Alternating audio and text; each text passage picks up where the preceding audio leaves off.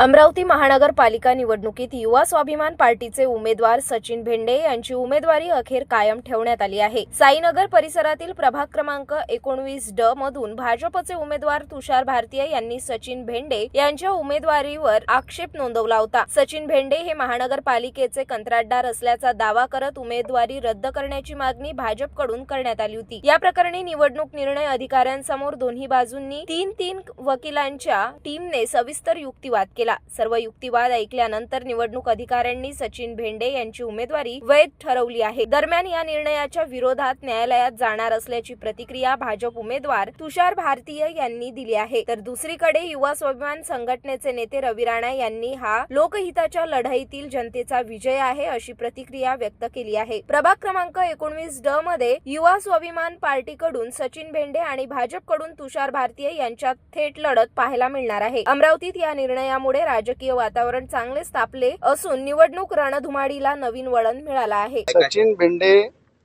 हे खऱ्या अर्थानं जनतेच्या हृदयामधले जनसेवक आहे, YSPचे उमेदवार आहे।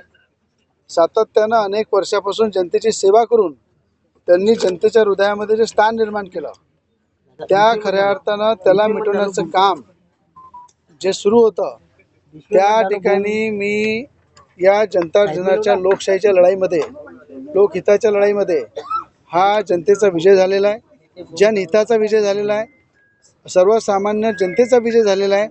या ठिकाणी ज्या पद्धतीनं सगळं व्यवस्थित असताना या ठिकाणी आतापर्यंत जे थांबावं लागलं, पण सत्य हा परेशान होऊ शकते, पराजित होऊ शकत नाही। आणि या ठिकाणी लढना भी पक्का है और जीत भी पक्की है। आणि मी राज्याचे मुख्यमंत्री देवेंद्र फडणवीस साहेबांचे आभार व्यक्त करीन की सत्यासोबत ते उभे राहिले, आणि राज्याचे महसूल मंत्री चंद्रशेखरजी बावनकुळे साहेबांचे आभार व्यक्त करीन की सत्यासोबत ते उभे राहिले, त्याबद्दल मी त्यांचे आभार व्यक्त करीन। आणि जीत पक्की आहे और सचिन भेंडे लढणार। त्या ठिकाणी मैत्री कोण लढत असतं आता? एक लक्षात ठेवा की ह्या जनतेच्या हितासाठी YSPचे उमेदवार हे जनतेच्या मागणीवरून सचिन भेंडे उभे राहिलेले आहे, आणि नक्कीच मैत्रीपूर्ण लढत होईल।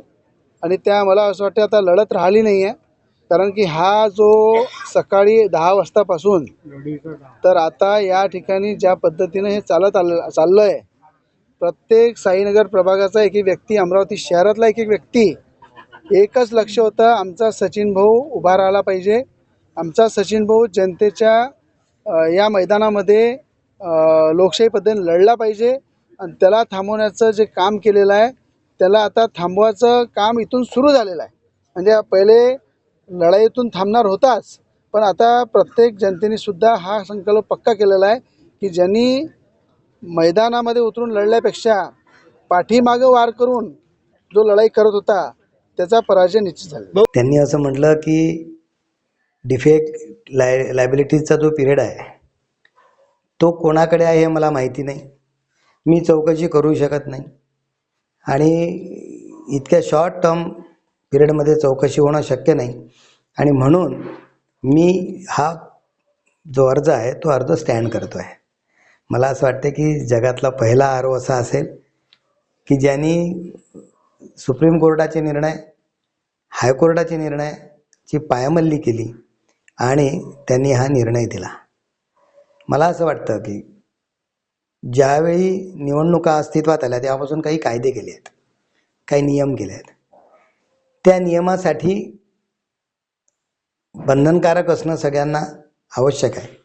आणि मग अन्यायाच्या विरोधात तुषार भारतीय नेहमी राहिला आहे, आणि हा जो निर्णय आहे हा निर्णय लोकशाहीची पायमल्ली करणारा आहे, हा निर्णय घटनेचा अपमान करणारा आहे।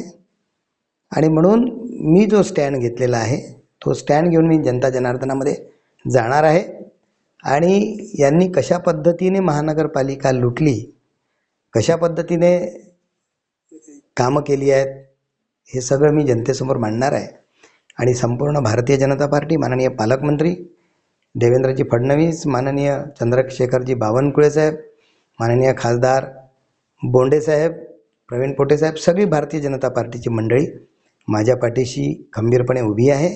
आणि त्यांनाच विचारून मी हा तक्रार अर्ज सादर केला होता आणि नक्कीच सत्याचाच विजय होणार आहे आणि असे कंत्राटदार की शहराला लुटणारे यांच्या पाठीशी कदापिही जनता राहणार नाही याची मला ग्वाही आहे.